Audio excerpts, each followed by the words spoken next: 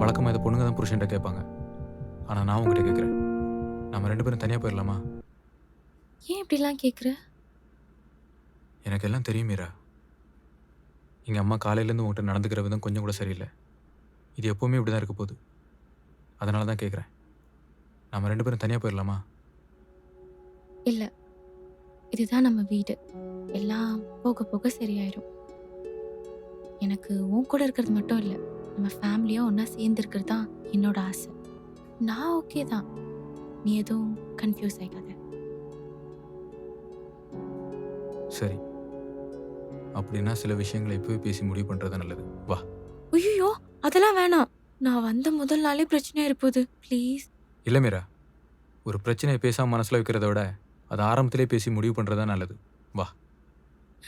ஐயோ! ராகவ் சொன்னா கேளு. வேணாம்.